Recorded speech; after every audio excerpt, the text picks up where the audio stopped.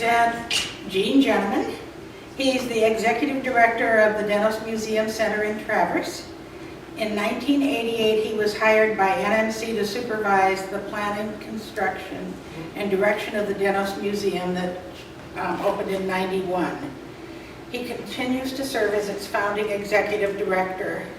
While overseeing the building of the Dennos, he also became a founding board member of the Michigan Legacy Art Park. That art park gave him an award this past fall, and I heard the approximate program that he's giving to us tonight. So very quickly, that very night, I asked him if he would be kind enough to present it here. This is a fellow that was born in Wisconsin. Yes. He has a Bachelor of Science.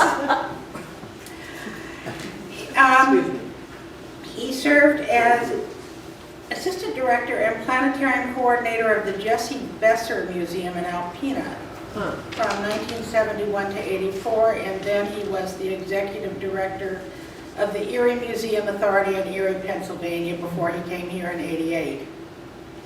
Gene is a member of the American Association of Museums, the Michigan Museum Association, a past board member, Michigan Not-for-Profit Presenters Network, past vice president, past board member for Michigan Association of Community Arts Agencies. It goes on and on, ArtServe. He was appointed by the governor in 1997 to be on the board of the Michigan Council for Arts and Cultural Affairs. He has traveled extensively through Europe, just this year to Greece, Croatia, and Cyprus, China, South Korea, Japan, Peru, Morocco, and Egypt. He has spoken on museum development and operation in South Korea, China. Twice was a U.S. delegate to the U.S.-China Museum Summits in Nanking, China, and New York City. Gene has a lovely wife, Marcia Borrell, two married sons whose wives are both named Rachel. Further adore, Eugene Jenneman. Thank you. Well, I'm really not going to give the talk I gave at Art Park. The Art Park talk was more about me, and I'm going to talk about the history of the museum. And if you want to know more about me, and you are on board to death by the time I'm done, I'll be happy to accommodate that, but I didn't want to sound too much like Donald Trump tonight. Thank you very much. So, anyway, the Dennos is celebrating 25 years. As of July 6, 1991, when we opened, and with July 6, 2016, we entered our 25th year. So I'm going to talk a little bit about the history of why this museum is in Traverse City, and how it got designed the way it is, and some interesting stories along the way. Maybe some new stories for Ken as a trustee of the college. We'll try to make it quick and interesting, although I have way too many slides, of course, as you might expect. The Dennos is here because NMC in the late 1970s built the Fine Arts Building. Come on, this was working, just working. Well, we'll go past that slide. You know where the Fine Arts Building is on the campus if you've been to the campus. The Fine Arts Building on the campus is designed in two wings. There is a studio art wing and a music wing. And phase 2 of the Fine Arts Building was to add a gallery off of the studio side and eventually a performance hall off the music side. Paul Welch, who was chair of the art department at the time that this building was built, and he's very proud of this building, the Walter Gropius building, he encountered Mike Dennos, and he wanted to pursue the phase 2 and the gallery part of Phase 2. And he convinced Mike Dennos of Chef Pierre Foods at the time, now Sara Lee, to fund the developing some concepts for what this would be as a gallery. At the time that he was having this conversation, the Traverse Area Arts Council in the community was having a conversation about what was missing from the community. And what was missing from the community was good art exhibition space or any kind of serious exhibition space in the community. And so what happened is these two ideas came together. The conversation that was taking place at the college that Paul was having with Mike Dennos, and the conversation that was happening in the community about needing a facility like what becomes the Dennos. And so a college community task force was put together. Who can identify the people in those pictures? Well, I know the two on the left. Jim Beckett, who was a trustee, Shirley Okerstrom, Helen Osterlin, and Joanne Zimmerman. They were part of that committee. There were a lot more people than those people, but one has to say that Shirley Okerstrom drove this project to the Board of Trustees of NMC and made it happen. And any of you who knew Helen Osterlin, when she put her mind to something, it was going to happen. So Bob Holdeman, who was Mike Dennos' architect for his for what is now the University Center buildings, but that was the headquarters of Chef Pierre and Sara Lee at the time, developed concepts for what would eventually become the Dennos, looking at the existing art collection, the need for exhibition galleries, educational and community space. Bob Holdeman is the one on the top, Dave Spalla is the guy in the white shirt. And this was the design that they came up with in 1983. And this was to be right off of where the Fine Arts Building is now. It's about a 25,000 square foot facility with galleries. And it also had here a hall that would be similar to Fine Arts 115, if you've ever been in that building, about 150-seat presentation hall. And that's important to remember because obviously things change. As I said, the college was looking at Phase 2. The community wanted a facility. And the agreement that sort of came together was that the college would fundraise for this facility and be the fiduciary in terms of responsibility and actually getting it built. But the deal was that the operating funds for the museum would have to come from the community.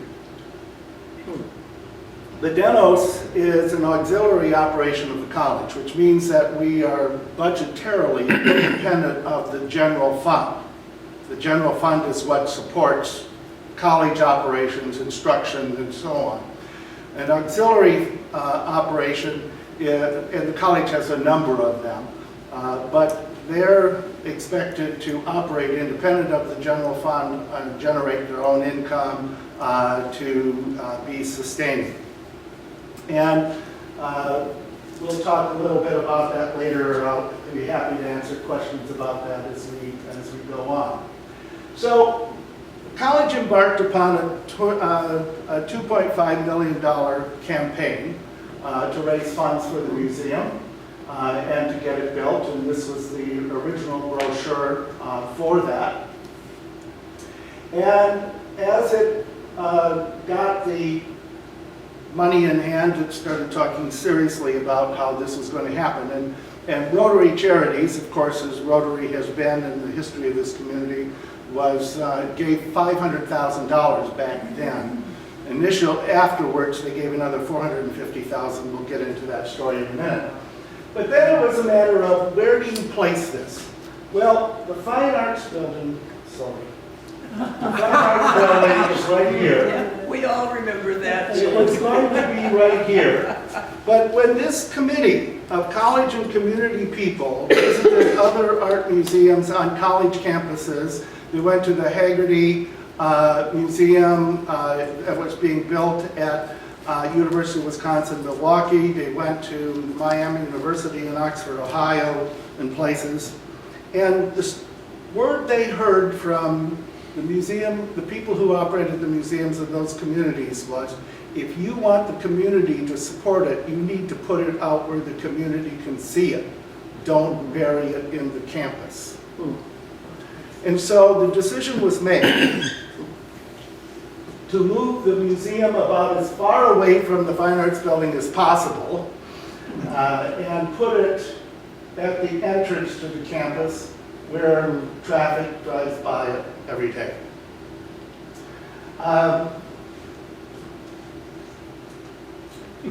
That brought with it some challenges. And those of you who may have been around back then, as we started building the museum and placing it with the idea of it being at the entrance to the campus, there was a great deal of consternation over the fact that trees were going to have to be cut down to build it. Well, the fact of the matter is, trees are going to have to be cut down to build it no matter where it was built, be it at the Fine Arts Building or be it at the entrance to the college. But this area was much closer to the big grand stand of pines that you all know from the barbecue and so on. And so this is a little artifact from that time that I keep in a box in my office. It doesn't fit me, but it was certainly an interesting time back then, going through this. Well, I came to this project in August of 1988. I was hired by the college to come and work with Bob Holdeman to oversee the final designs for the building and bring it into operation. I have to say that outside of appreciating the fact that I was hired to do this, it was very smart move on the part of the trustees of the college to do this, rather than build a building and then hire a director to run it, to bring in museum professionals to do the final designs and make sure that it came together the way it should. And that was done here, and the building we have has worked very well for us ever since. But, so we had, when I came to this, I was confronted with a number of things. First of all was Bernie Rink's collection of Inuit art. I knew nothing about Inuit art. I had seen one exhibition of it in my life, and I had to learn quickly what this was all about. As I looked at that collection and how it would fit into the museum, in the plans that existed for the museum at the time, it was going to be on shelves against one wall in one of the galleries. And I thought, well, that isn't quite what it seems it should be. So eventually it becomes its own gallery with its own storage, and is really like a little museum within the museum, if you will, focused on that collection. I want to stop and I want to tell you a few stories about pieces in the collection as we go along. And next to Bernie is one of the most well-known prints in Inuit art, a print done by the artist Kanojawak, now deceased. But she was one of the most successful printmakers, and in her lifetime was making a six-figure income as a printmaker in the Arctic. The Enchanted Owl was released in the first set of prints issued by Kate Dorset in 1960. And I guess I should say, why is it here? Why is this collection here?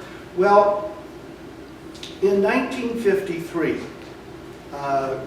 Eugene Power was going on a hunting trip in Canada with some friends, and he asked for a guide, and the guide that he received for his trip was James Houston. James Houston was an artist, Canadian artist, who had gone to the Arctic in the late 1940s. Long story how he gets there, but suffice it to say, he goes to the Arctic, he encounters the Inuit peoples, and he discovers that they were making little stone carvings about the size of this clicker. And he's fascinated by these little carvings, and he goes around and he collects them from the villages, and eventually he takes them back south to the Canadian Handicrafts Guild in Montreal, and he sells these carvings and sends the money back to the Inuit peoples, who were brought together in encampments or reservations like the American Indian in the United States. And he encourages them. They were natural carvers, natural stone carvers. They would carve little amulet-sized sculptures to encourage the sea goddess during the hunt and so on. This was part of their mysticism, their religion, or whatever you want to call it. But they had no word for art in their language. They were nomadic peoples. And they certainly weren't hanging pictures on the wall of their igloos and, or their sealskin tents and so on. And nor were they carving the carvings of the scale that you see in this picture, because, again, they were nomadic and you weren't going to be hauling around big sculptures with you as you did. But they made these small carvings for a different purpose, but Houston recognized the opportunity, the economic opportunity, and he encouraged them to start carving as a means of economic support, and he sold these carvings in southern Canada, in Montreal and Toronto. Well, this is the late 1940s. By 1953, he meets Eugene Power as he serves as a guide on this hunting and fishing trip. And Houston recognizes the fact that he needs to expand the market for these carvings beyond Canada if he's going to have any success with this. Power was a successful businessman. He had University Microfilms in Ann Arbor. And Houston goes to Power and encourages him to help him bring these works into the United States. And Power had influence, and he went to the Cranbrook Institute of Science, and he prevailed upon them to do an exhibition of Inuit art. The first exhibition of stone carvings of Inuit art in the United States was at the Cranbrook Institute of Science. So Michigan has had an ongoing connection and history with this. And of course, Eugene Power was born and raised in Traverse City. But when Eugene Power set up a gallery, a nonprofit gallery in Ann Arbor called Eskimo Incorporated, for the purpose of selling these carvings. And on his nonprofit board was a gentleman, Wilbur Monarchy, from Field Enterprises in Chicago. Wilbur Monarchy had a summer home in Leelanau County. And Monarchy knew Bernie. Bernie wanted to do a fundraiser for the library because he wanted to raise some money so he could start an art program, exhibition program in the library. And Monarchy gave him in 1960 the first set of prints issued by Cape Dorset. And printmaking was a totally introduced art form, and that's another story we can talk about later if we have time. But anyway, Monarchy gave Bernie this first collection of prints and a collection of stone sculpture to sell in the library. And he did that in the summer.